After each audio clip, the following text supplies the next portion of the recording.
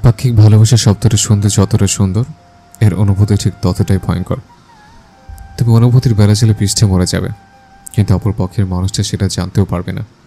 এই যে তার জন্য তার মন আনচান করা, তার বিরহে উদাস বেলা সেসব কিছু তার অগোচরে রয়ে যাবে। তার ওই দীর্ঘল কালো নয়নের বর্ণনায় কবিতা লেখা হবে, কিন্তু তার ওই নয়নে নয়ন মেরুতে হবে না কভু। কোনোদিনও তাকে বলা হবে না তোমাকে এক আকাশ সম পরিমাণ ভালোবাসে। তোমাকে ততটা ভালোবাসে যতটা ভালোবাসলে অন্য কাউকে আর ভালোবাসতে ইচ্ছে হয় না। টিপটিপ বৃষ্টি, শহর জুড়ে স্নিগ্ধতার ছোঁয়া। সাথী আর রিমা স্কুলের বারান্দায় দাঁড়িয়ে আছে। অনেকে ভিজে ভিজে চলে যাচ্ছে। সাথীরও ইচ্ছে হচ্ছে বৃষ্টিতে ভেজার, কিন্তু রিমা তাকে ভিজতে দেবে না, তাই ওর হাত ধরে রেখেছে। এক পর্যায়ে সাথী রিমার হাত থেকে হাত ছাড়াতে না পেরে ওকে সাথে নিয়ে দৌড়ে মাঠে চলে এলো। দু হাত দুদিকে ছাড়িয়ে বৃষ্টির ফোঁটাগুলো গায়ে মেখে নিচ্ছে আবেশে। পাশ থেকে রিমা বলছে, দোস্ত, ছাউনির নিচে চল, বৃষ্টিতে ভিজলে তো জ্বর আসবে। কানের পাশে প্যান প্যান করিস না তো। বাসায় থাকলে আম্মু ভিজতে দেয় না, আর এখন তুই ভিজতে দিচ্ছিস না। জানিস তো আমার বৃষ্টি কতটা পছন্দ। আজ একটু ভিজি না প্লিজ। বৃষ্টির পানিতে তো অ্যালার্জি, একটু বৃষ্টির পানি মাথায় পড়লে 2 দিন জ্বর থেকে উঠতে পারিস না। তাই জন্যই তো আন্টি তোকে ভিজতে দেয় না। এখন চল, আর ভিজা লাগবে না। কে শোনে কার কথা? সাথে দিব্যি দাঁড়িয়ে ভিজছে, এমনভাবে করছে যেন রিমার কথা ওর কানেই যাচ্ছে না। রিমার হাত ধরে স্কুলের গেট দিয়ে বের হয়ে বাসার দিকে চলল। দূর থেকে এক যুবক দেখে যাচ্ছে রমণীর বৃষ্টিতে ভেজা সৌন্দর্য, রমণীর চঞ্চলতা। এই যে 2 হাত মেলে চোখ বুঝে বৃষ্টিকে আলিঙ্গন করছে, কখনো পানি জমে যাওয়া জায়গায় লাফ দিচ্ছে, কখনো বা পাশে থাকা রমণীর গায়ে পানি ছিটিয়ে খিলখিল করে হাসছে। ইস, রমণীর ওই রূপ যেন যুবকের হৃদয় এফোড় ওফোড় করে দিচ্ছে। রমণীর এই স্নিগ্ধ হাসি যেন যুবকের হৃদয়ে ছুরির আঘাত করছে। সাথী আপন মনে ভিজছে। আকস্মাৎ ওর শরীরে বৃষ্টি পড়া বন্ধ হয়ে গেল। উপরের দিকে তাকিয়ে দেখে ওর মাথার উপরে কেউ ছাতা ধরে রেখেছে। যেই না পেছনে ঘুরবে ছাতা ধরা মানুষটাকে দেখার জন্য ওই মুহূর্তে এক গম্ভীর কণ্ঠ ভেসে এলো, বৃষ্টিতে ভিজছো কেন? তোমার বৃষ্টিতে অ্যালার্জি? কণ্ঠ শুনে সাথী চিনতে ফেলল, তবু শিওর হতেই পেছনে ফিরল। তার মাথায় ছাতা ধরা ব্যক্তিটি আর কেউ নয়, স্বয়ং উদয়। সাথে মিনমিনে স্বরে জবাব দিল, বৃষ্টিতে ভিজতে ইচ্ছে করছিল তাই আর কি। উদয় বাজখায় কণ্ঠে ধমক দিয়ে উঠল, গালে 2টা থাপ্পড় পড়লে এচ্ছি ডানা মেলে উড়াল দেবে ফাসিল মেয়ে। সাথে কোনো উত্তর দিল না।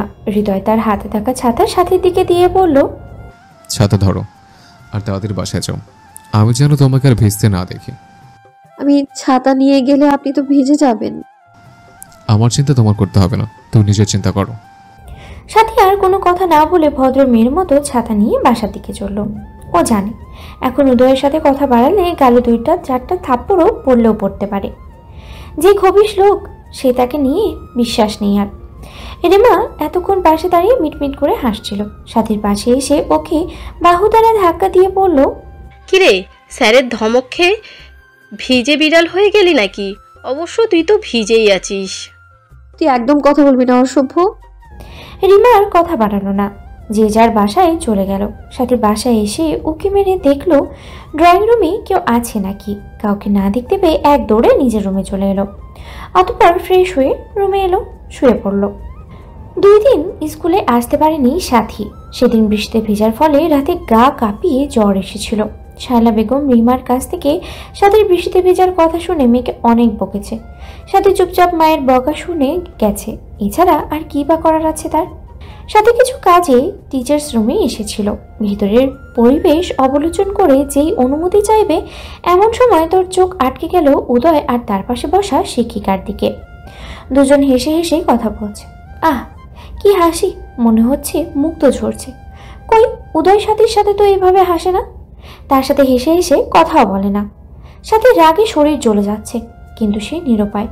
তার যে কিছু বলার অধিকার নেই, শুধু দেখা ছাড়া। নিজের রাগকে নিজের কাছে রেখে ভিতরে না গিয়ে ফিরে আসলো ক্লাসে। ক্লাসে এসে দেখে রিমা একটা মেয়ের সাথে কথা বলছে, তাই কোনো কিছু না ভেবে রিমাকে ইচ্ছে মতো ঝাড়লো। উদয়ের রাগ রিমার উপরে ঝেড়ে ক্ষান্ত হলো। বেচারি রিমা আর ওর সাথে মেয়েটা অবাক চোখে সাথের দিকে তাকিয়ে আছে। কি থেকে কি হলো ওরা তো বুঝতেই পারলো না। সাথে বেঞ্চে গিয়ে চুপচাপ বসে পড়ল। রিমা এসে অনেকবার চেষ্টা করলো ওর সাথে কথা বলার, কিন্তু সাথী সারাটা সময় চুপচাপই ছিল। বিকেলে উদয় পড়াতে এলো। সাথী ভদ্র মেয়ের মতো পড়তে বসেছে। উদয় যা বলছে চুপচাপ তা করছে, কিন্তু কোনো বাড়তি কথা সে বলছে না। হৃদয় কিছুটা অবাক হলো।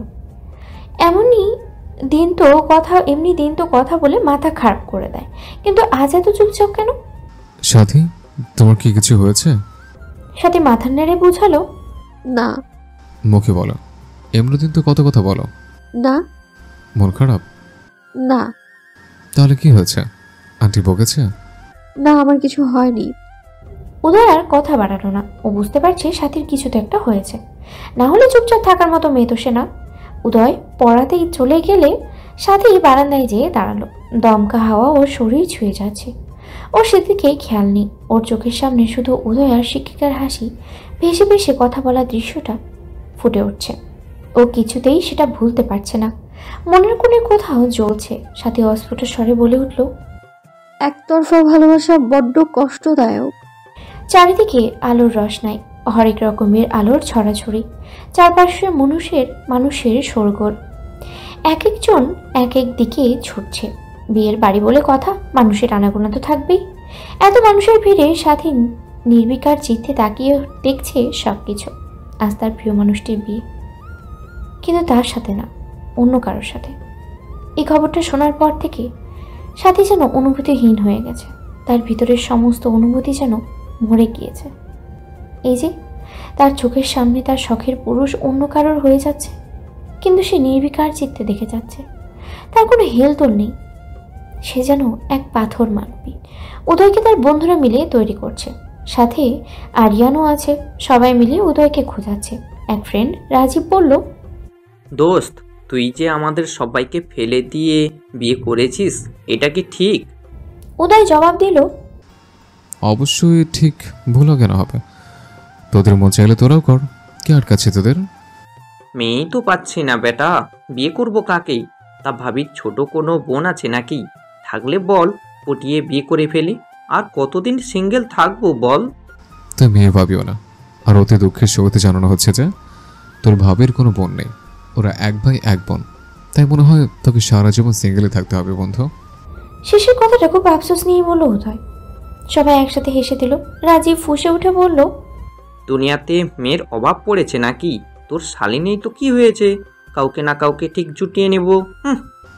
আগে জুটিয়ে দেখা, তারপর কথা বলিস। চ্যালেঞ্জ করছিস? যা মনে করিস। Challenge accept. এভাবেই খুনসুটি করতে করতে তৈরি হচ্ছে সবাই। সাথী দরজার সামনে থেকে সবকিছু দেখছে। উদয়ের সাথীর দিকে নজর পড়তেই ওকে ডাক দিল, সাথী এদিকে এসো। সাথী ভদ্র মেয়ের মতো গুটি গুটি পায়ে এগিয়ে গেল। উদয় আয়না তাকিয়ে চুল ঠিক করতে করতে জিজ্ঞেস করলো, সাথী বলো তো, আমাকে কেমন লাগছে? সব ঠিকঠাক আছে কিনা? তোর ম্যাডামের কি আমাকে এই সাহায্যে পছন্দ হবে? সাথী পূর্ণ দৃষ্টিতে তাকালো উদয়ের দিকে। লোকটাকে যে নজর কাড়া সুন্দর লাগছে, সাথী তো চোখ ফেরাতে ইচ্ছে হচ্ছে না। তবুও নজর সামলে মুখে কৃত্রিম হাসি ফুটিয়ে বলল, আপনাকে অনেক সুন্দর লাগছে স্যার, আর সবকিছু ঠিকঠাকই আছে। দেখবেন ম্যাডাম আজ আপনার থেকে চোখ ফেরাতেই পারবে না। এতটাও বলো না। সাথী আর কথা বাড়ালো না। সে বাহিরে স্বাভাবিক থাকলেও তার ভিতরে যে ঝড় বইছে, ঝড়ে শেষ হয়ে যাচ্ছে তার সকল অনুভূতি। ও না পারছে সহ্য করতে, আর না পারছে কাউকে কিছু বলতে। ভিতরে ভিতরে ও যে শেষ হয়ে যাচ্ছে। সাথী সেখান থেকে চলে এলো। এক কোণে বসে বিষম চোখে তাকিয়ে দেখে যাচ্ছে সব কিছু। আজ থেকে তার শখের পুরুষ অন্য কারোর হয়ে যাবে। অন্য কেউ তাকে নিজের দাবি করবে, তার উপরে আধিপত্য বিস্তার করবে। বিয়ের জন্য ছোট্ট করে স্টেজ তৈরি করা হয়েছে। উদয়কে সেখানে বসে ওর বন্ধুরা মিলে গল্প করছে। উদয়ের মুখে লেগে আছে নজর কাড়া হাসি। সেই হাসিতেই যেন সাথীর মরণ নিশ্চিত। সাথী হাসির আদলে হারিয়ে ফেলে নিজেকে। শুধু খুঁজেও কোনো কুল কিনারা পায় না। আকস্মাৎ চারিপাশে হই হুল্লোড় পড়ে গেল। কোণে এসে পড়েছে। কিছু মুহূর্তের ব্যবধানেই হাজির হলো কোণে। পরনে লাল শাড়ি, হাত ভর্তি চুড়ি। সাথে বইয়ের মুখ দেখতে চাচ্ছে, কিন্তু ওনা দিয়ে মুখ ঢেকে রাখায় দেখতে পাচ্ছে না। ও জানতে চায় কে সেই সৌভাগ্যবতী যে কিনা ওর শোকের পুরুষকে জীবনসাথী হিসেবে পাবে। কে সেই সৌভাগ্যবতী নারী? সাথীর যেন তর সইছে না তাকে দেখার জন্য। উদয় নিজে এগিয়ে এসে বউকে তার আসনে বসিয়ে নিজেও বসে পড়লো তার জন্য নির্ধারিত জায়গায়। চারপাশে সবার মধ্যে উত্তেজনা, কাজে বিয়ে পড়াচ্ছে। প্রতিটা শব্দ সাথীর কানে ছুরির মতো বিঁধছে। সাথী যেন ঘোরের মধ্যে আছে। কাজী যখন বলল বলো মা কবুল। কবুল শব্দটা শোনা মাত্র সাথী আত্মা কেঁপে উঠল। এতক্ষণ নিজেকে সামলাতে পারলেও এখন বেসামাল হয়ে যাচ্ছে। চোখ থেকে অনবরত পানি গড়িয়ে পড়ছে। মুখ দিয়ে কিছুই বের হচ্ছে না। অনেক চেষ্টা করছে কিছু বলার।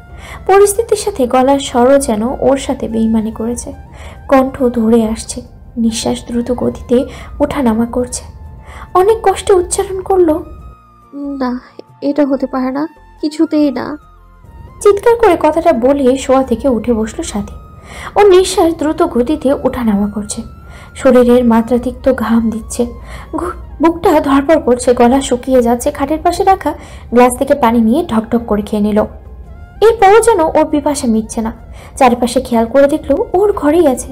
গতকাল সারাদিন উদয় আর শিক্ষিকার হাসাহাসি করা মুহূর্ত নিয়ে ভাবার ফল এই স্বপ্ন।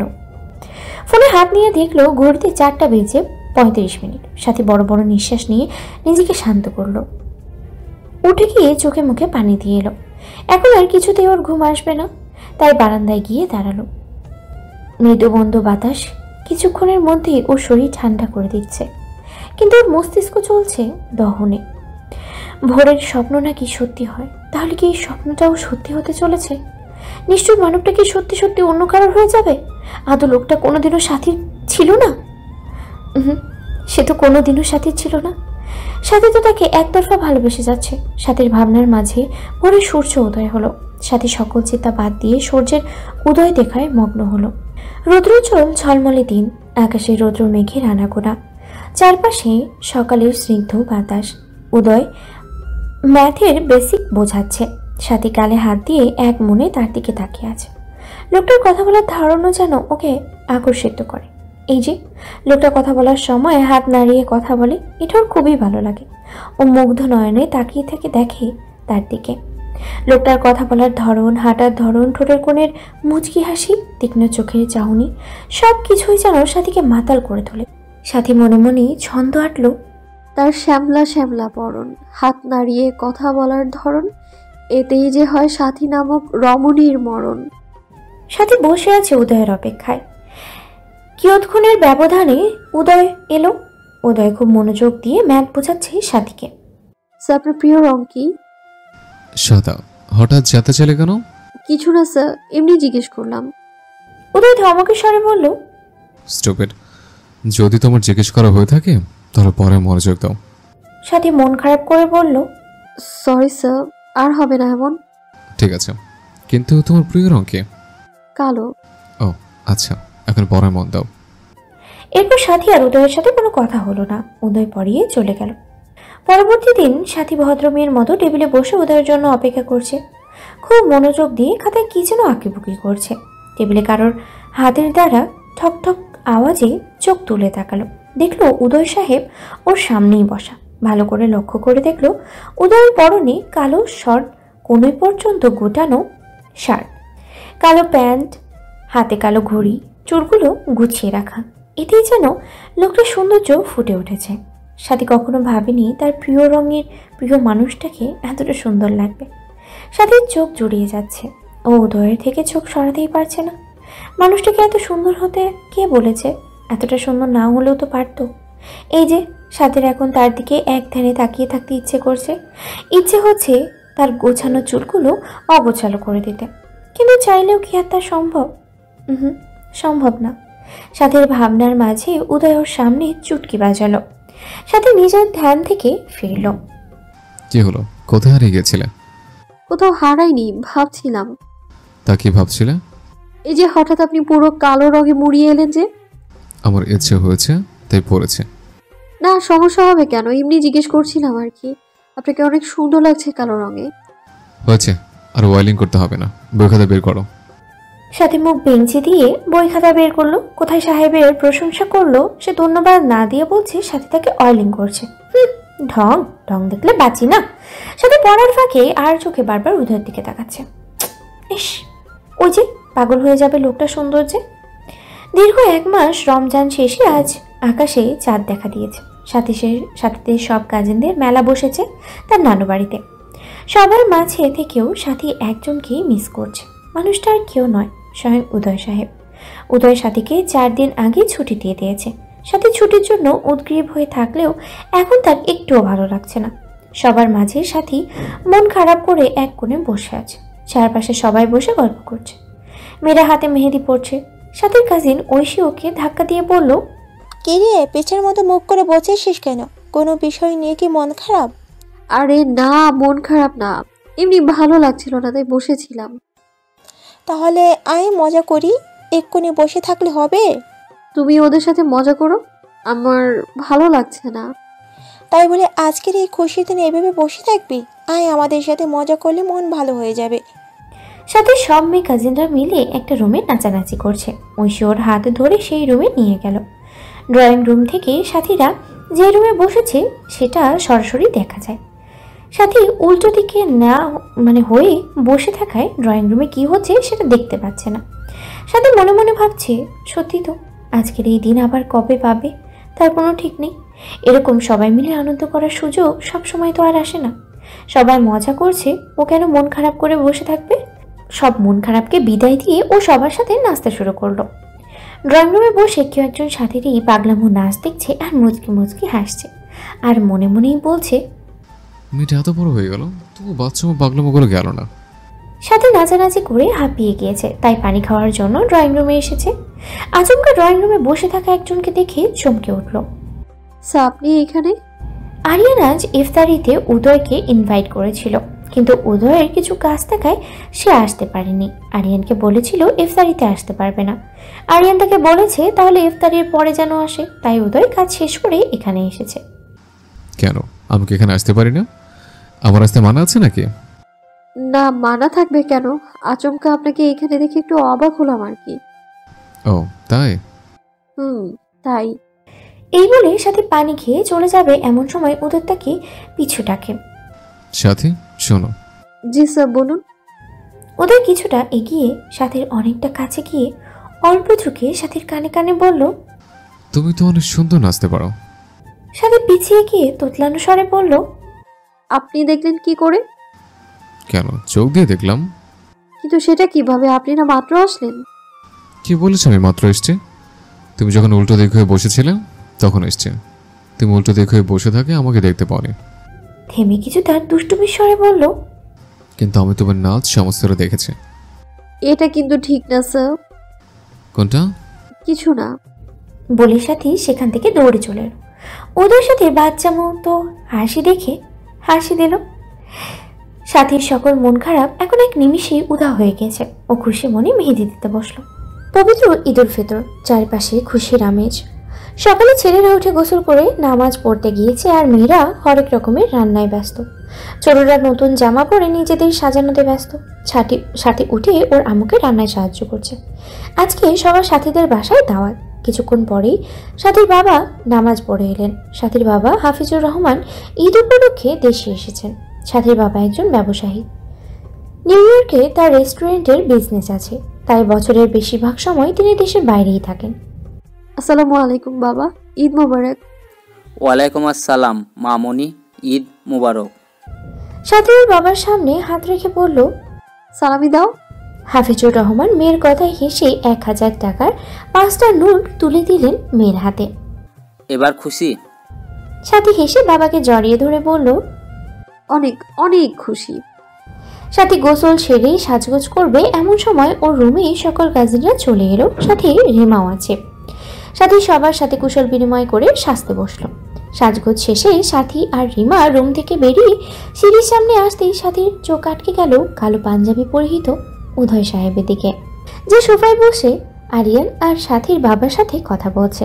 সাথীর চোখের ভুল ভেবে চোখ বন্ধ করে আবার খুলল। তার মানে ওর চোখে দেখা ভুল না, উদয় সত্যি এসেছে। হঠাৎ উদয়কে দেখে সাথী কিছুটা বিস্মিত হলো। পরবর্তী মুহূর্তে মনে পড়লো কালোর আম্মু উদয়কে ইনভাইট করেছিল। ও ভেবেছিল উদয় হয়তো আসবে না, তাই এখন উদয়কে দেখে কিছুটা অবাক হয়েছে। সাথী উদয়কে দেখে অনেক খুশি হলো। উদয়কে পাঞ্জাবিতে মাশাআল্লাহ অনেক সুন্দর লাগছে। সাথী যে তার থেকে চোখ সরাতেই পারছে না। সাথী এক ধ্যানে উদয়ের দিকে তাকিয়ে আছে।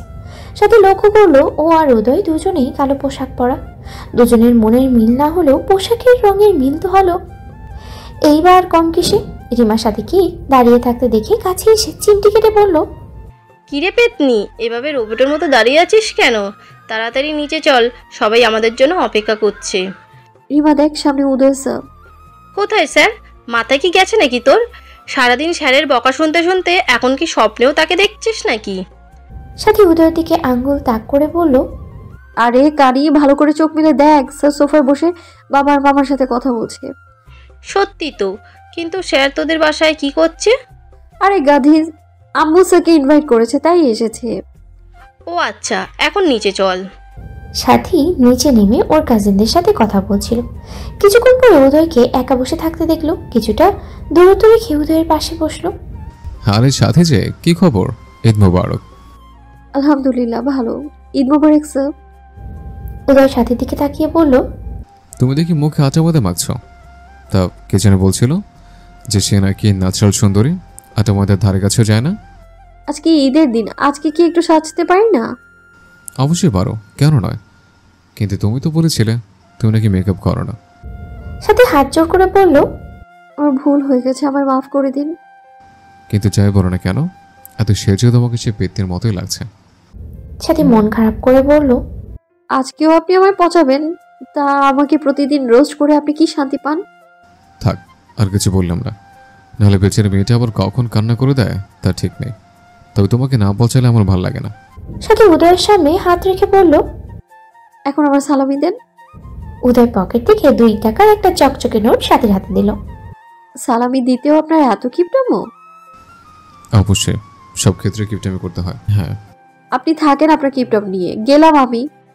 সাথে উঠে সেখান থেকে চলে এলো। রিমা আর ওই কাজিনেরা মিলে কিছু সময় আড্ডা দিল। খাবার দেওয়ার জন্য ডাক পড়তেই সবাই আড্ডা ছেড়ে খেতে বসলো। সাথী উদয়ের পাশে বসলো, কিন্তু কোনো কথা বলল না।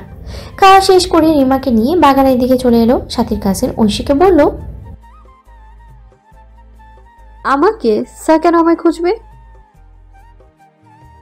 সাথী মনে মনে বলল, এই খবিশ লোকের আবার আমার সাথে কি কথা থাকতে পারে কে জানে। যে দেখি সাথী উদয়ের সামনে যেয়ে বলল, স্যার ডেকেছিলেন আমায়? সে যে গেলে আর তো তোমার দেখাই পাওয়া যাচ্ছে না। বলুন কি বলবেন। হাত পাতো। সাথী উদয়ের সামনে হাত রাখতেই উদয়ের হাতে কিছু একটা দিয়ে হাত মুঠো করে দিল। আমি চলে গেলে হাত খুলে দেখবে। সাথী মাথায় সায় জানালো। তারপর উদয় ওর কাছ থেকে বিদায় নিয়ে চলে গেল। উদয় চলে যেতেই সাথী এক দৌড়ে নিজের রুমে চলে এলো। হাতের মুঠো খুলে দেখলো সেখানে 1000 টাকার একটা চকচকে নোট। সাথী নোটটা খুলে দেখলো তার ভিতরে গুটি গুটি অক্ষরে লেখা, ঈদ মোবারক, তোমাকে ঈদের অনেক শুভেচ্ছা। দোয়া করে এটা তোমার জন্য অনেক আনন্দের হোক। লেখাটা পড়ে সাথীর এতক্ষণের মন খারাপ নিমিষেই উধাও হয়ে গেল। ও নোটটাতে চুমু এঁকে দিল। ওর ভালোবাসার মানুষের থেকে পাওয়া উপহার বলে কথা। নোটটা নাকের সামনে এনে ঘ্রাণ নিল। এতেও যেন লোকটা সুঘ্রাণ মিশে আছে। অতঃপর খুব যত্ন করে নোটটা ডায়েরির মধ্যে একটা পেজে রাখলো। পেজের উপরে লিখলো, ভালোবাসার মানুষের থেকে পাওয়া প্রথম উপহার। সারা ঘর জুড়ে দৌড়াচ্ছে সাদা আর বাদামির মিশ্রণে কিউট একটি বিড়াল। আর সাথী তার পেছনে ছুটছে বিড়ালটা ধরার জন্য। বিড়ালটা সাথী এনেছে 2 দিন আগে। বিড়াল ওর খুবই পছন্দ, কিন্তু ওর আম্মু ওকে বিড়াল আনতে দেবে না। টানা 1 সপ্তাহ মায়ের কানের কাছে ঘ্যান ঘ্যান করে শায়লা বেগমকে রাজি করিয়েছে সাথী। এক পর্যায়ে সাথী বিড়ালটাকে ধরতে সক্ষম হলো। বিড়ালটা যেন তার মতোই চঞ্চল, 1 মিনিটও কোথাও শান্তি মতো বসে না। সারাদিন এদিকে ওদিকে ছোটাছুটি করে। সাথী বিড়ালটাকে কোলে নিয়ে দুষ্টুমি করছে। তখন নজর যায় ঘড়ির দিকে। উদয়ের পড়াতে আসার সময় হয়ে গিয়েছে। সাথে বিড়ালটাকে অন্য রুমে রেখে আসলো। ভদ্র মেয়ের মতো পরিপাটি হয়ে টেবিলে বসলো। উদয় সাথীকে খুব মনোযোগের সাথে একটা ম্যাথ বোঝাচ্ছে। এমন সময় নরম কিছু তার পায়ের উপরে লাফিয়ে পড়লো। আকস্মাৎ এরূপ ঘটায় উদয় বসা থেকে দাঁড়িয়ে গেল। আউচ, এটা কি? সাথী নিচের দিকে তাকিয়ে দেখলো ওর আনা বিড়ালটা উদয়ের পায়ের কাছে দাঁড়িয়ে আছে। ওটা একটা বিড়াল। সেটা তো দেখতেই পাচ্ছে, কিন্তু বিড়াল এখানে আসলো কোত্থেকে? 2 দিন আগে আমি এটাকে পালার জন্য নিয়ে এসেছি। উদয় সাথীর দিকে রাগে চোখে তাকিয়ে বলল, বিড়াল সামলাতে না পারলে এনেছো কেন? এক্ষুনি তো বিড়ালটা আমায় আঁচড় দিয়ে দিত। সরি স্যার, আমি বিড়ালটা পাশের ঘরে রেখে এসেছিলাম। এটা যে চলে আসবে আমি না বুঝতে পারিনি। এটা স্যার আপনি আম্মুকে কিছু বলবেন না প্লিজ। তাহলে আম্মু এটাকে রাখতে দিবে না প্লিজ স্যার। ঠিক আছে, তোমার অন্যকে কিছু বলবো না। এখন এটাকে এখন থেকে সরাও। সাথী বিড়ালটা ধরতে যাবে তার আগে বিড়ালটা এক লাফে উদয়ের কোলে উঠে যায়। উদয়ের সাথে সাথে বিড়ালটা খাটের উপরে ফেলে দিল। সাথীর উদয়ের এমন কাজে হাসতে গিয়েও হাসল না। এখন হাসলে উদয় নির্ঘাত তাকে বকা দিবে। সাথে বিড়ালটা পাশের ঘরে রেখে দরজাটা আটকে দিল। চেয়ারে বসে উদয়ের উদ্দেশ্যে বলল, স্যার আপনি কি বিড়াল ভয় পান? ভয় পেয়ে বলতে ছোটবেলায় একবার আমাকে বিড়াল আঁচড় দিয়েছিল, তখন অনেকগুলো ইনজেকশন দিতে হয়েছিল। তারপর থেকে আমি বিড়াল বা কুকুর থেকে দূরে থাকি। ও এই ব্যাপার। এখন পরে মন দাও। সাথে পড়ায় মন দিল। উদয় কিছুক্ষণ পরেই চলে গেল। সময়ের স্রোতে কেটে গেছে অনেকগুলো মাস। সাথে এখন 10ম শ্রেণীর ছাত্রী। ও এখন পড়াশোনায় খুব মনোযোগী ছাত্রী। পড়া নিয়ে এখন আর ফাঁকিবাজি করে না, একেবারেই করে না, তেমনটাও না। উদয় সাথীকে পড়াচ্ছে। কতক্ষণ পড়ানোর পরে সাথী বলে উঠল, স্যার পড়তে ইচ্ছে করছে না। তাহলে কি করতে ইচ্ছে হচ্ছে? গল্প করতে ইচ্ছে হচ্ছে। প্লিজ আজকে আর পড়বো না। আজকে আপনি যা যা পড়া জিজ্ঞেস করেছেন আমি কিন্তু সবকিছু পড়েছি, তাই আজকে আর পড়বো না। বলো, কি গল্প শুনতে চাও? আপনার জীবন কাহিনী শুনতে চাই। সেটা শুনে তুমি কি করবে? আমার অনেক ইচ্ছা জানার, প্লিজ বলেন না স্যার। ঠিক আছে, বলছি। তোমার জন্মটা সোনার চামচ মুখে নিয়ে হলেও আমি ছিলাম এক মধ্যবিত্ত ঘরের ছেলে। আমি আমার বাবা মা আর ছোট একটা ভাই। এই 4 জনের ছোট পরিবার ছিল আমাদের। ছোটবেলা থেকে আমি পড়াশোনার প্রতি অনেক আগ্রহী ছিলাম, কিন্তু আমার বাবা আমাকে বা আমার ছোট ভাইকে কাউকে দেখতে পারতো না। সে আমাদের পড়াশোনা করাতে চাইতেন না। সে চাইতেন আমরা তার সাথে কাজ করে টাকা ইনকাম করে। কিন্তু আমার মাও সবসময় আমাকে সাপোর্ট করতো। আমার সাপোর্টে আমি এসএসসি পাস করি। তখন আমার বাবা আমাদের পড়াশোনা বন্ধ করে দেয়, কিন্তু আমি, আমার মা বা ছোট ভাই কেউই সেটা মাথায় রাজি ছিলাম না। তখন আমার মা আমাকে সাপোর্ট করে। আমার মা আমার হাতে কিছু টাকা দিয়ে বলে, বাবা তুই এখানে থাকলে তোর স্বপ্ন পূরণ করতে পারবি না। শহরে গেলে টিউশন করিয়ে হলেও নিজের খরচ চালাতে পারবি। তাই বলছি তুই তোর ভাইকে নিয়ে শহরে চলে যা। মায়ের কথায় আমি তখন শহরে চলে আসি। তখন সময়টা আমার জন্য খুবই কষ্টের গিয়েছে। এই শহরে কেউই আমার পরিচিত ছিল না। মায়ের দেওয়া টাকা দিয়ে নিজের কলেজে ভর্তি হয়ে সাথে ভাইকেও স্কুলে ভর্তি করায়। অনেক খুঁজেও আমি টিউশনি খুঁজছিলাম, কিন্তু পাচ্ছিলাম না। তখন মা বাবার থেকে লুকিয়ে আমাকে টাকা পাঠাতো। কলেজ শুরু হলে কলেজ ফ্রেন্ডদের সহায়তায় কিছু টিউশন পাই। সেই টাকায় আমার আর আমার ভাইয়ের কোনো মতেই চলে যেত। সাথে মাও কিছু টাকা পাঠাতো। ভার্সিটিতে উঠে আমি টিউশনের পাশাপাশি ফ্রিল্যান্সিংও করতাম। তখন আমার ভাইও এসএসসি শেষ করে কলেজে উঠে ও টিউশন করাতো। 2 ভাইয়ের টাকায় আমাদের হয়েও কিছু টাকা এক্সট্রা থাকতো। সেই টাকা আমি আমার মায়ের জন্য পাঠিয়ে দিতাম। অতঃপর পড়াশোনা শেষে অনেক চেষ্টার পর আমি তোমাদের স্কুলে চাকরি পাই। চাকরি পেয়ে আমি বাড়িতে গিয়েছিলাম। তখন আমার বাবা আমাকে সাদরে গ্রহণ করেছিল। কথায় আছে না, তাকে পেলে নাকি তোতা পাখিও কথা বলে। তেমনি তখন আমার বাবা আমাকে গ্রহণ করেছিল। যে বাবা আমাকে সহ্য করতে পারতো না, সে আমাকে বুকে জড়িয়ে নিয়েছিল। কারণ তখন আমি সফল, প্লাস আমার কাছে টাকা আছে। এই হলো আমার জীবন কাহিনী। সাথে এতক্ষণ মন দিয়ে উদয়ের কথাগুলোই শুনছিল। উদয়ের কথায় ওর ধ্যান কাটে। উদয় আবার বলল, এই জন্য আমি তোমাকে সবসময় পড়তে বলি। পড়াশোনা করে জীবনে সফল হতে পারলে সবাই তোমাকে ভালোবাসবে, না হলে সবাই তোমাকে ছুঁড়ে ফেলে দিবে। কথা আছে, মানি ক্যান বাই এভরিথিং। তোমার কাছে টাকা আছে তো সবাই তোমাকে ভালোবাসবে। এর জন্য মন দিয়ে পড়াশোনা করো। জি স্যার, আমিও এখন থেকে মন দিয়ে পড়বো আর জীবনে সফল হব ইনশাআল্লাহ। অতঃপর উদয় চলে গেল। উদয় চলে গেলে সাথী বেলকুনিতে গিয়ে দাঁড়ালো। এই নিষ্ঠুর মানুষটার কষ্টের কথা শুনে সাথীর খুবই কষ্ট লাগছে। এই নিষ্ঠুর মানুষটার জীবনেও এত কষ্ট, এতটা স্ট্রাগল ছিল, সেটা তাকে দেখলে বোঝাই যায় না। যদিও কোনো মানুষের বাহ্যিক দিক দেখে তার সম্পর্কে জানা যায় না। সাথী লোকটার প্রতি সম্মান ও ভালোবাসাটা যেন আরও বেড়ে যাচ্ছে। সাথীও পণ করলো আজ থেকে সেও মন দিয়ে পড়বে, আর কখনো পড়াশোনায় অবহেলা করবে না। কিছু কিছু জিনিস বুঝে নাও, কিছু কিছু জিনিস না বুঝে বোঝার ভান করতে হয়। এতে ভালো রাখা যায়, ভালো থাকাও যায়। নিউ ইয়র্ক শহরের বিশাল এক দালানের 10তম তলায় বেলকুনিতে দাঁড়িয়ে আকাশের দিকে বিভৎস চোখে তাকিয়ে আছে এক রমণী। দু চোখে ভরা তার হাহাকার, বুক ভরা দীর্ঘশ্বাস। স্মৃতির পাতায় ভাসছে এক নিষ্ঠুর মানবের মুখশ্রী। কানে বারবার বেজে উঠছে সেই নিষ্ঠুর পুরুষের তিক্ত কণ্ঠে উচ্চারিত উপরিক্ত দুটো লাইন। রমণী আকাশের দিকে তাকিয়ে বলে উঠল, সে আমার ভালো চাইলো, কিন্তু আমারে চাইলো না। কেন চাইলো না? খুব বেশি ক্ষতি হয়ে যায় তো কি আমারে চাইলে? কথাগুলো আওড়ানোর সময় নয়নজোড়া থেকে অশ্রু গড়িয়ে পড়ল।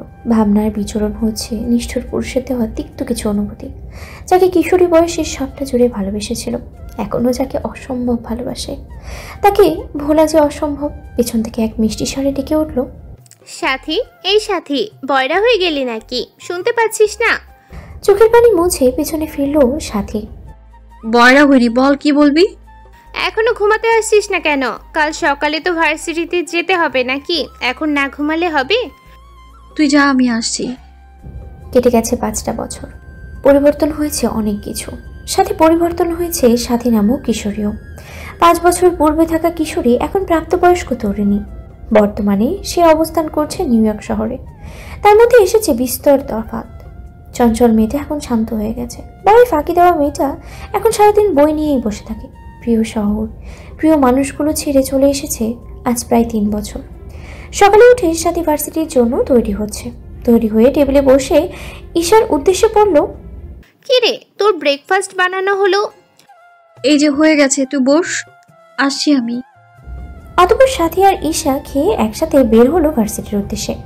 নিউ ইয়র্ক এসে সাথী প্রথমে হোস্টেলে উঠেছিল। পরবর্তীতে ক্লাস করতে করতে ঈশার সাথে তার পরিচয় হয়।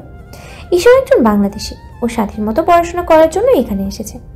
ধীরে ধীরে দুজনের মাঝে ঘনিষ্ঠ বন্ধুত্ব হয়। বছর 2 আগে দুজন মিলে এই ফ্ল্যাটটা ভাড়া নিয়েছে। সাথী আর ঈশা ভার্সিটিতে এসে সোজা নিজেদের ক্লাসে চলে যায়। ক্লাস শেষে সাথী যায় লাইব্রেরি থেকে কিছু বই সংগ্রহ করতে। বই নিয়ে দুজন বাসায় চলে আসে। বিকেলে সাথী আর ঈশা দুজনে বের হয় সাথীর বাবার রেস্টুরেন্টের জন্য। রেস্টুরেন্টটা ওদের বাসার কাছে হওয়ায় দুজনে গল্প করতে করতে হেঁটে চলে আসে। সাথী প্রথমে তার বাবার সাথে দেখা করতে যায়। বাবা, ও বাবা, কোথায় তুমি? হাফিজুর সাহেব নিজের জন্য বরাদ্দ রুমে কিছু কাজ করছিলেন। মেয়েটাকে বেরিয়ে এলেন। এই যে আমি এখানে, বলো মামুনি, খুঁজছিলে কেন? সাথী ওর বাবাকে জড়িয়ে ধরে বলল, আমি তোমায় খুব মিস করছিলাম। আমাদের তো আগামীকাল দেখা হলো। তাই বলে কি আমি আমার বাবাকে মিস করব না? আমি তা বলিনি মামুনি। বুঝলাম। অতঃপর সাথী হেসে বলল, আমি তো মজা করছিলাম। মেয়ের কথা শুনে হাফিজুর সাহেবও হেসে দিলেন। বাবা মেয়ের কাণ্ড দেখে দূরে বসা ঈশাও হেসে দিল। বাবা, সিফাত কোথায়? ও কাজ করেছে। তুমি ওকে 3 কাপ কফি নিয়ে আসতে বলো। ঠিক আছে মামুনি। সাথী আর ঈশা বসে গল্প করছে। এমন সময় ওদের সামনে একটা ট্রে রেখে ঈশার মাথায় চাপড় দিয়ে বলল, কিরে শাকচুন্নিরা, এখানে কি করিস? ঈশা বলল, তোর ঘাড় মটকাতে এসেছি। সে তো আমি আগে থেকেই জানি, নতুন কিছু বল। সাথী সিফাতের দিকে রাগি চোখে তাকিয়ে বলল, ভাবনার রানী, কাকে নিয়ে এত ভাবছিস? আমাকে নিয়ে? তোর মতো উল্লুককে নিয়ে ভাবতে আমার বইই গেছে। তা ভাববি কেন? ভাববি তো তাকে নিয়ে, যে তোকে পাত্তা দেয় না। চোখের সামনে একটা সুন্দর ছেলে ঘুরে বেড়াচ্ছে, কোথায় লাইন মারবি? তা না করে অন্য কাউকে নিয়ে ভাবিস। একদম উল্টাপাল্টা কথা বলবি না। তুই সুন্দর, সেটাও আমার মানতে হবে। অবশ্যই মানতে হবে। তোরা জানিস কত মেয়ে লাইন ধরে দাঁড়িয়ে থাকে আমাকে দেখার জন্য? নিশ্চয়ই মেয়েগুলোর চোখে ধুলো পড়েছে, না হলে তোর পিছনে ঘোরে। এভাবেই 3 বন্ধুর মাঝে দুষ্টুমি ঝগড়া হতে লাগলো। সাথী প্রায় সময় বিকেলের দিকে এখানে আসে। এখন থেকে সিফাতের সাথে পরিচয়। সিফাতও এখানে পড়াশোনা করতে এসেছে। পড়াশোনার পাশাপাশি নিজের খরচ চালাতে এখানে পার্ট টাইম জব করে। এতে নিজের খরচও চলে যায়, সাথে পরিবারকেও সাহায্য করতে পারে। সাথীর বাবা সিফাতকে অনেক স্নেহ করেন। ছেলেটা যেমন ভদ্র তেমনই পরিশ্রমী। সাথীর বাবার মাধ্যমেই সিফাতের সাথে সাথীর পরিচয়। আস্তে আস্তে সাথী আর সিফাতও ভালো বন্ধু হয়ে যায়। ঈশার সাথে দেখা হওয়ার পর সাথী ঈশা আর সিফাতকে পরিচয় করায়। সেই থেকেই ওদের 3 জনের বন্ধুত্ব। প্রায় সময় ওদের এখানে আড্ডা বসে। সাথী কথা বলছে, এমন সময় ওর ফোনে কল এলো। সাথী ফোন রিসিভ করে সালাম দিল। ওপাশ থেকে উচ্ছ্বাসিত কণ্ঠ ভেসে এলো, আপু, অদ্রিজার আপুর বিয়ে ঠিক হয়েছে। ভালো। ইকরার কাছ থেকে ফোন নিয়ে অদ্রিজা বলল, সাথী, তুই আসবি না আমার বিয়েতে? সাথী আমতা আমতা করে বলল, আসলে আপু, কিছুদিন পর আমার সেমিস্টার এক্সাম, তো তাই আসতে পারবো না। সেসব বললে হবে না, তোকে আসতেই হবে। সাথী ঘোরাতে বলল, তোমার হবু বর কেমন দেখতে, কি নাম তার? অদ্রিজা লাদুক কণ্ঠে বলল, দেখতে মাশাআল্লাহ, তুই তাকে চিনিস? আমি কিভাবে চিনবো তোমার হবু বরকে? ছবি থাকলে দাও তো দেখি। অদ্রিজা দুষ্টু হেসে বলল, ছবি তো দেয়া যাবে না, তাকে দেখতে হলে তোকে দেশে এসে সচক্ষে দেখতে হবে। ঠিক আছে। সাথী আরও কিছুক্ষণ কথা বলে ফোন রাখলো। ফোনটা রাখার সাথে সাথে ঈশা আর সিফাত মিলে প্রশ্নের ঝুড়ি খুলে ফেলল। কার বিয়ে, কবে বিয়ে, পাত্রের নাম কি, সাথে যাবে না নাকি, ইত্যাদি। সাথী দুজনকে ধমক দিয়ে চুপ করিয়ে দিল। দুজনে শান্ত হতেই সাথী বলল, আমার কাজিন অদ্রিজার বিয়ে, সামনের মাসেই বিয়ে। পাত্রকে সেটা আমাকেও বলেনি, বলেছে আমি নাকি চিনি তাকে, আমি বিয়েতে যাব না। দুজনে একই সাথে প্রশ্ন করলো, আমার বাংলাদেশে যাওয়ার ইচ্ছে নেই, আর সামনে সেমিস্টার এক্সাম আছে, তাই যাব না। এক্সাম তো 3 মাস পর, তুই চাইলে যেতে পারিস। সাথী কিছু না বলে উঠে দাঁড়ালো। কাউকে কোনো কথা বলতে না দিয়ে রেস্টুরেন্ট থেকে বেরিয়ে বাসার পথে হাঁটতে লাগলো। ঈশা আর সিফাত দুজনেই যেন ভ্যাবাচাকা খেয়ে গেল। দুজন দুজনের দিকে তাকালে কি এমন বলল যে ও উঠে চলে গেল। ঈশাও সিফাতকে বলে সাথীর পিছু পিছু চলে গেল। বাংলাদেশের কথা মনে হতেই সাথীর বুকে হাঁসফাঁস করে। এক নিষ্ঠুর মানবের অবহেলার কিছু তিক্ত স্মৃতি মস্তিষ্কে এসে হানা দেয়। কি নিদারুণ যন্ত্রণার ছিল দিনগুলো। সাথী গুমড়ে মরেছে। মানুষটার নিষ্ঠুরতার স্মৃতি মস্তিষ্কে হানা দিতেই সাথীর চোখে বেহায়া অশ্রু বেরিয়ে আসে। পেছন থেকে ঈশা আসে কাঁধে হাত রাখতেই সাথী ঈশার অগোচরে চোখের পানি মুছে নিল। তবুও তা ঈশার দৃষ্টিগোচর হলো না। কি হয়েছে আর, হঠাৎ এভাবে চলে এলি, এখন আবার তোর সাথে চোখে পানি, কি হয়েছে? সাথী নিজেকে স্বাভাবিক করার মিথ্যা চেষ্টা করে বলল, কিছু হয়নি, এমনি দেরি হয়ে যাচ্ছিল তাই চলে এলাম। বাসায় যেতে হবে, অনেক পড়া জমে আছে। তুই আমার কাছ থেকে কথা লুকাচ্ছিস? তার কথা মনে পড়ছে তাই না? সাথী আকাশের দিকে তাকিয়ে দীর্ঘশ্বাস ফেলল। ঈশা বুঝে গেল সাথীর কান্নার কারণ। তারা আর জোর করল না। অবশেষে সবার জোড়াজুড়িতে সাথী রাজি হলো যাওয়ার জন্য। অনেক ভেবে দেখলো একটা মানুষের জন্য সবাইকে কষ্ট দেওয়া অনুচিত।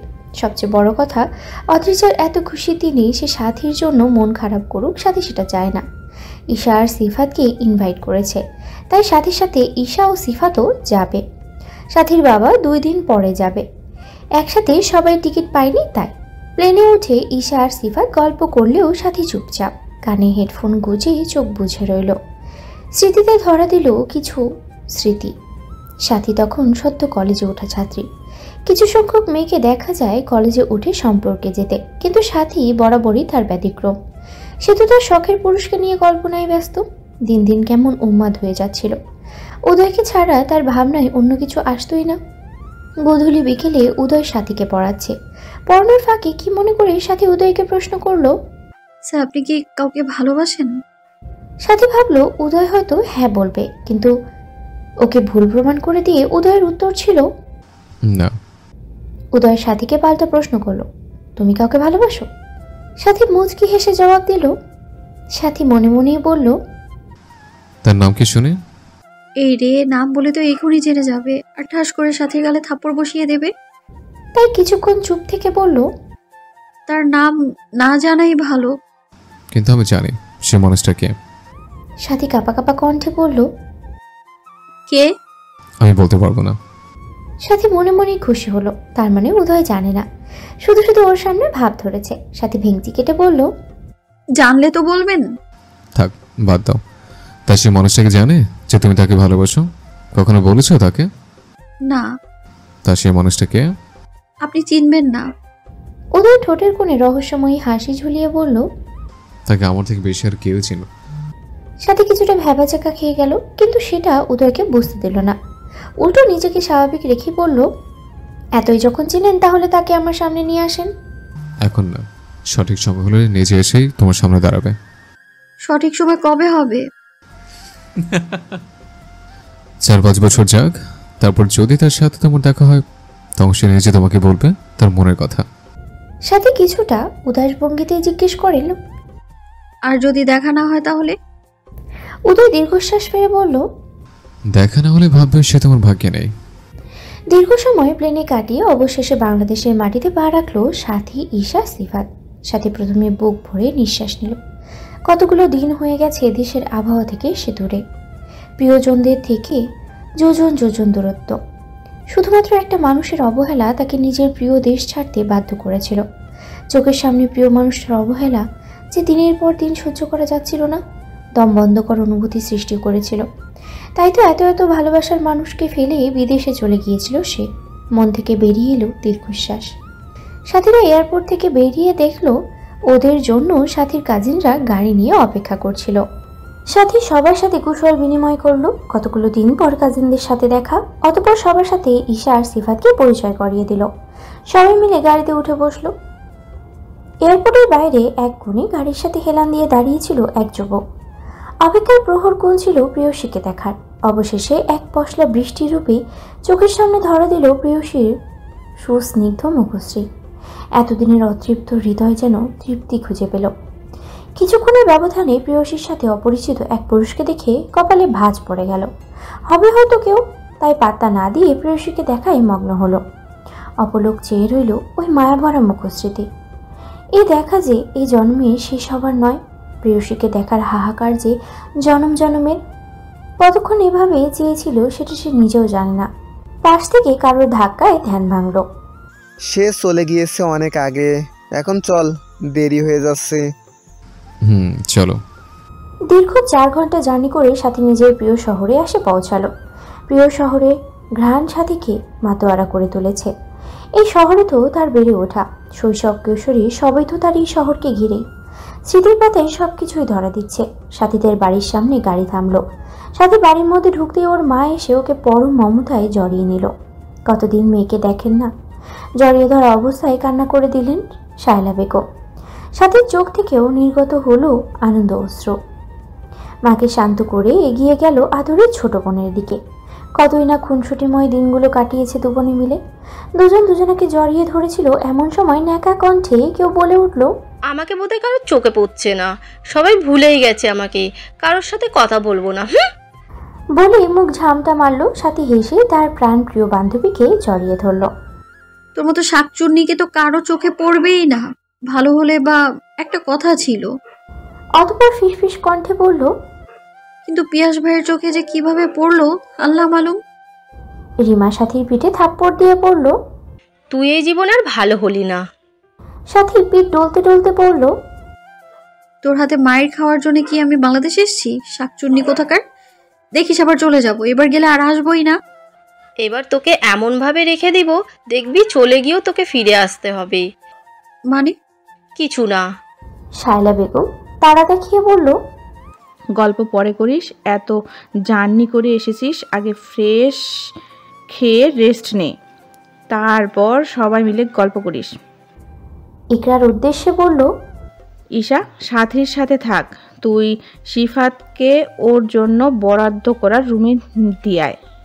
সাথী নিউ ইয়র্ক থাকাকালীন সাথী যখন ফোনে কথা বলতো তখন মাঝে মাঝেই ঈশা আর সিফাতের সাথে কথা বলতো শায়লা বেগম, তাই আলাদা করে পরিচয় করিয়ে দিতে হয়নি। সাথী নিজের রূপের দরজা খুলে ভিতরে প্রবেশ করলো।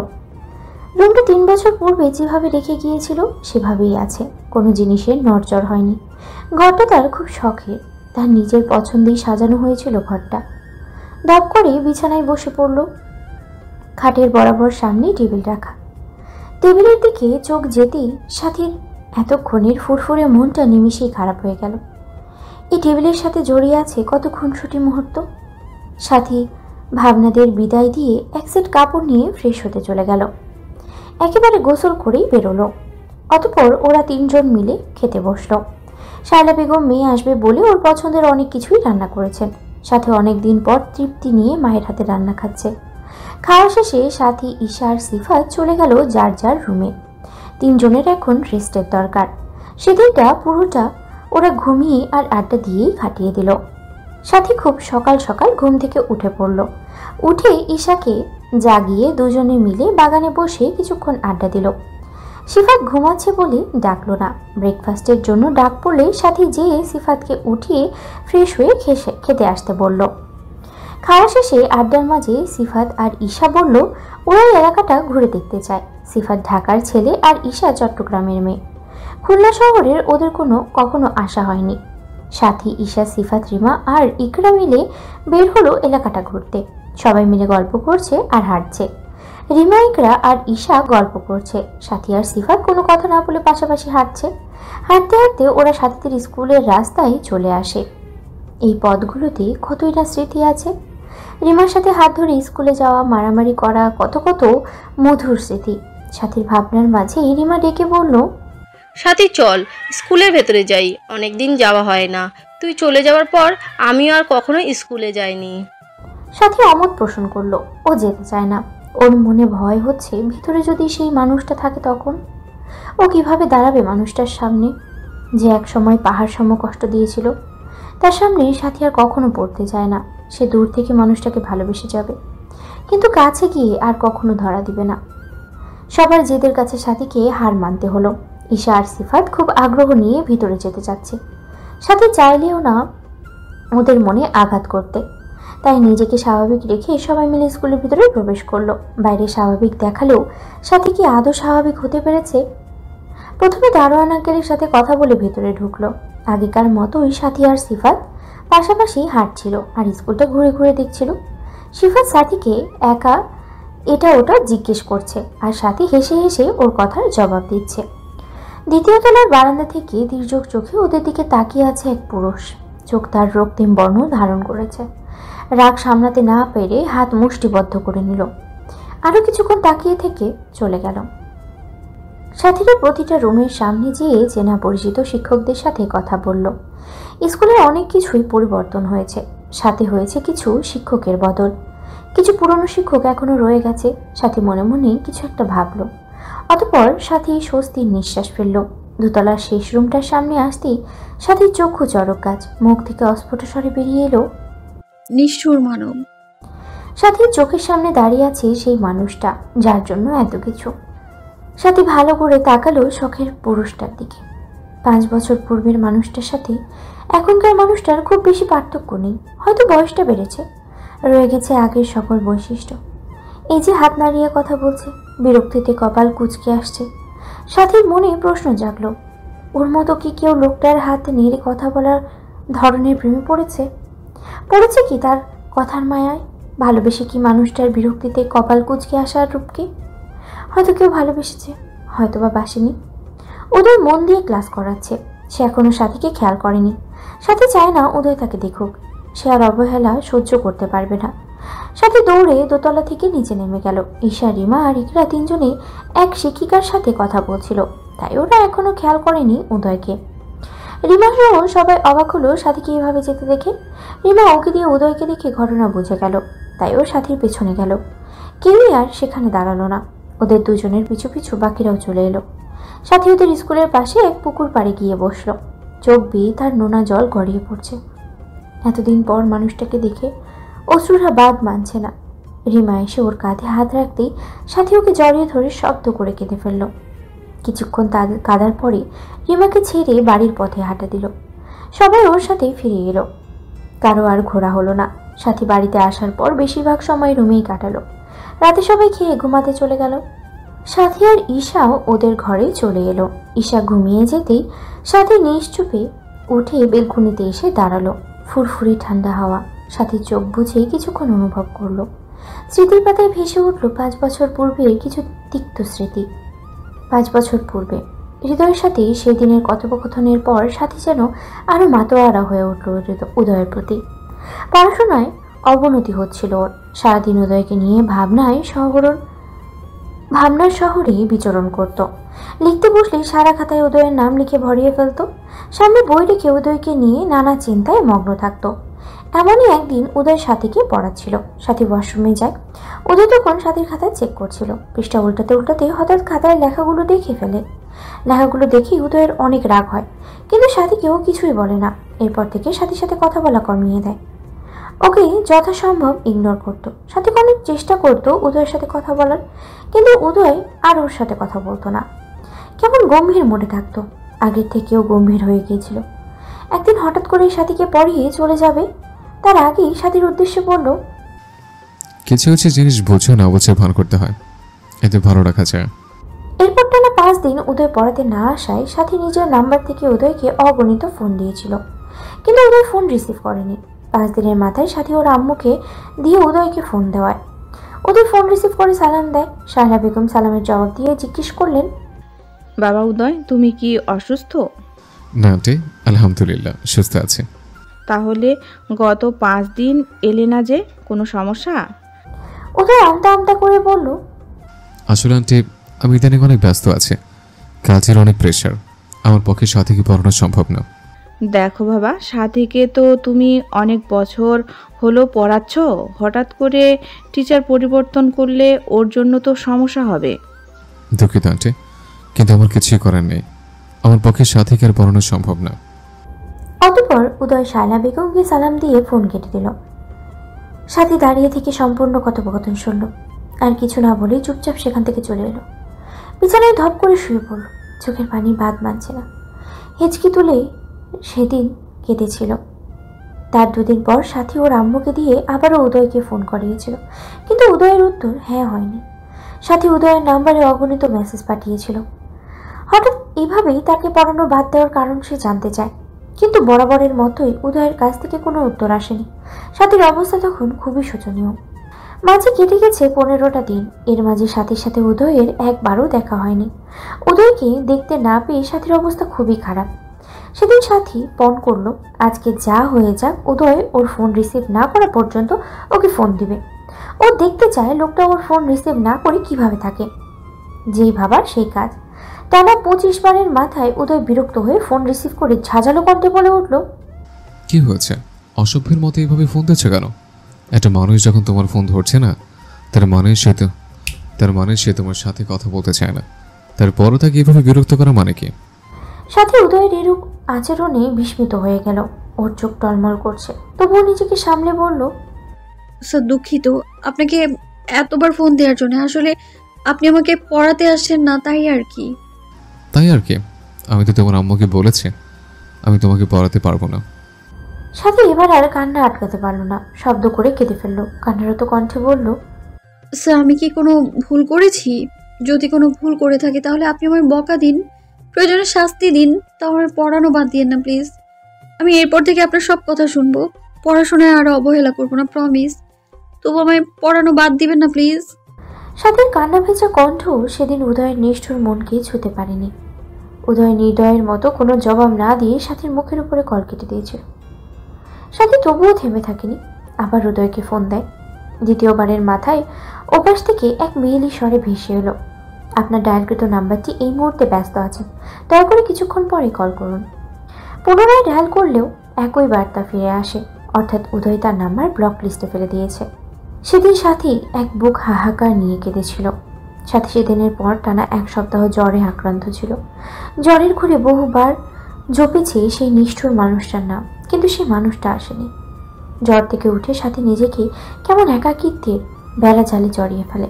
কারোর সাথে প্রয়োজন ছাড়া বেশি কথা বলতো না। রিমা প্রিয় বান্ধবীর এই অবস্থা মেনে নিতে পারে না। সাথীকে অনেক জোরাজুরি করলে সাথী রিমাকে সব খুলে বলে। রিমা সেদিন অনেক বুঝিয়েছিল সাথীকে, যে ছেড়ে যেতে চায় তাকে হাজার চেয়েও আটকানো যায় না। আর একটা মানুষের জন্য নিজেকে, নিজের পরিবারকে, নিজের ভবিষ্যৎ নষ্ট করার তো কোনো মানেই হয় না। সাথী সেদিন মন দিয়ে রিমার কথাগুলো শুনেছিল। এরপর সাথী মনের কষ্ট মনে চাপা দিয়ে সবার সামনে নিজেকে স্বাভাবিক রাখত। পড়ালেখায় আবার মনোযোগী হয়। সবকিছু ঠিক হলেও বদলে যায় সেই চঞ্চল সাথী। সারাদিন বই নিয়েই পড়ে থাকত, কিন্তু দিন শেষে রাতে সাথী বড্ড নিঃসঙ্গ হয়ে যেত। একাকিত্ব ঘিরে ধরত ওকে। টেবিলের দিকে তাকালে উদয়ের সাথে খুনসুটিময় স্মৃতি ভেসে উঠত চোখের পাতায়। অনুভূতির বেড়া জেলে পৃষ্ঠ হয়ে মেরেছে বারে বার। কাউকে বলতে পারেনি নিজের মনের অবস্থা, গুমড়ে গুমড়ে মরেছে ভিতরে ভিতরে। দমবন্ধকর অনুভূতি। তাই এইচএসসির পর সিদ্ধান্ত নিল সে এই দেশে আর থাকবে না। এখানে থাকলে উদয়ের স্মৃতি ওকে কুড়ে কুড়ে শেষ করে ফেলবে। অতঃপর ওর বাবার সাথে কথা বলে স্কলারশিপ নিয়ে প্রিয় দেশ আর প্রিয় মানুষগুলোকে ছেড়ে গিয়েছিল। সকালে তির্যক আলো চোখে এসে পড়তেই সাথে পিটপিট করে তাকালো।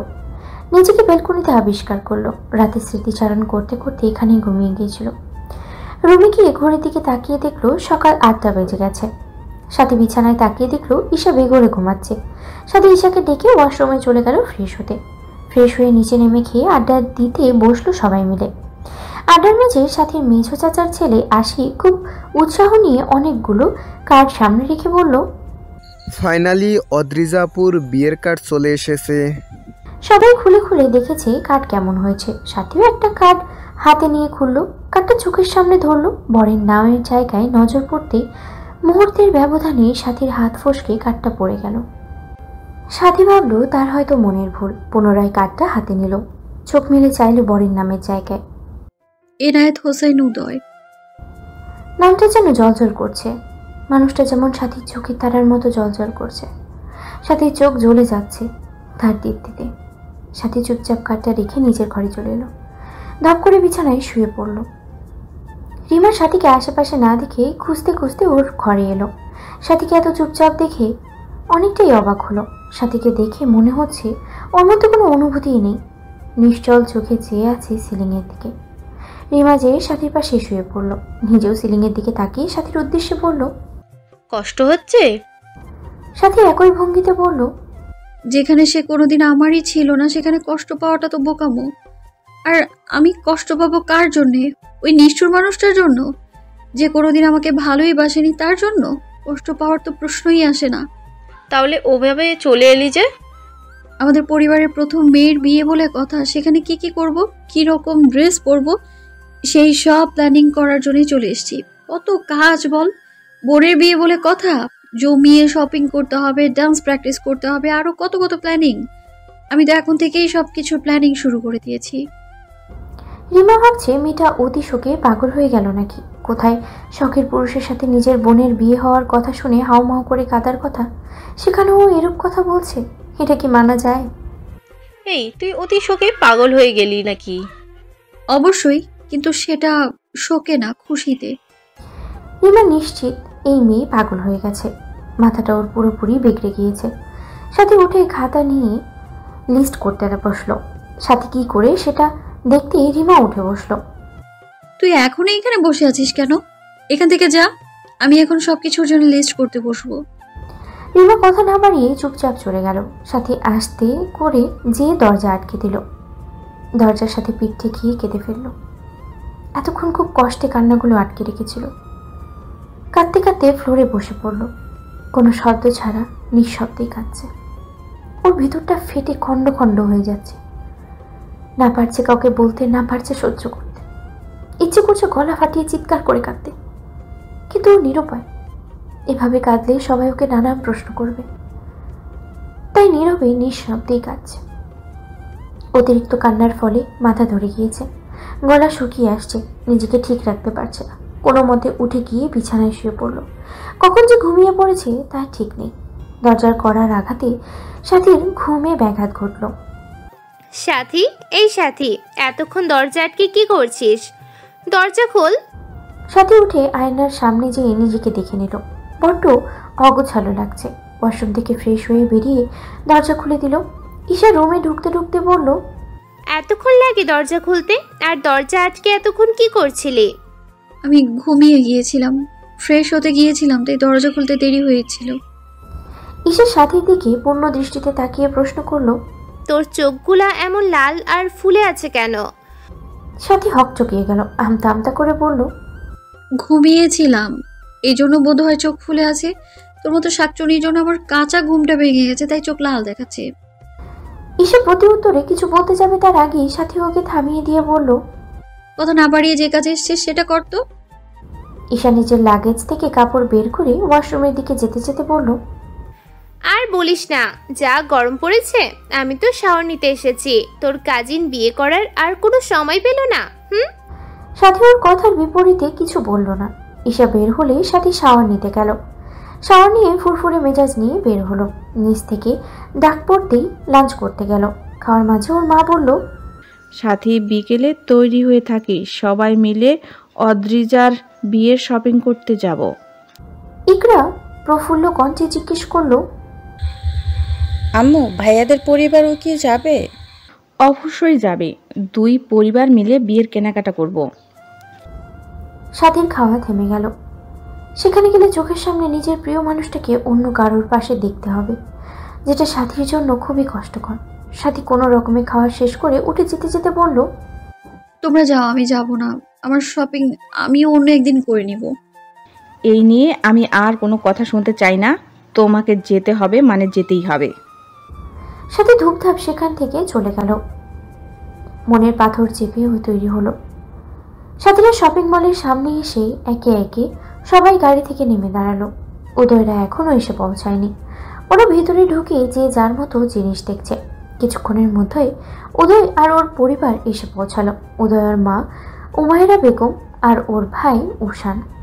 উদয় এসে সবাইকে সালাম দিল, সবার সাথে কুশল বিনিময় করলো। সাথীর মা হেসে উত্তর দিল, বাবা উদয়, তুমি তো এখন আমাদের বাড়িতে আসোই না। আন্টিকে ভুলে গেলে নাকি? না আন্টি, আসলে কাজের অনেক চাপ, আর কিছুদিন পর তো আসা যাওয়া হবেই। সবাই মিলে শাড়ির দোকানে ঢুকলো। সাথী, ঈশা, ইকরা, ইমা, সিফাত অন্য একটা দোকানে কসমেটিক্স দেখছিল। সবাইকে শাড়ির দোকানে ঢুকতে দেখে ওরা সেখানে গেল। সাথী ভিতরে ঢুকতেই অদ্রিজা ওকে ডেকে বলল। সাথীকে অদ্রিজার কাছে যেতেই থমকে গেল। অবশেষে নিষ্ঠুর মানুষটার সাথে সরাসরি ওর দেখা হয়েই গেল। সাথী দুজনের দিকেই চাইল। উদয়ের হাতের মুঠোয় অদ্রিজার হাত। সাথে সাথে নজর ঘুরিয়ে নিল। নিজেকে স্বাভাবিক করে বলল, বলো, কি জন্য ডেকেছিলে? অদ্রিজা কিছু বলবে তার আগেই উদয় হেসে সাথীর দিকে তাকিয়ে বলল, কেমন আছো মাই ডিয়ার স্টুডেন্ট? সাথী উদয়ের চোখে চোখ রেখে মুখে কৃত্রিম হাসি ফুটিয়ে বলল, আলহামদুলিল্লাহ, অনেক ভালো আছি মাই ডিয়ার হবু দুলাভাই। ও হ্যাঁ, তুমি তো এখন আমার ডিয়ার শালিকা। ওদের কথার মাঝে অদ্রিজা বলে উঠল, সাথী, একটা সুন্দর দেখে শাড়ি পছন্দ করে দে তো। আমার কোনো শাড়ি পছন্দ হচ্ছে না, তোর পছন্দ তো অনেক ভালো। সাথী মুখ ভেঙচি দিয়ে বলল, হয়েছে, আর পাম দিতে হবে না।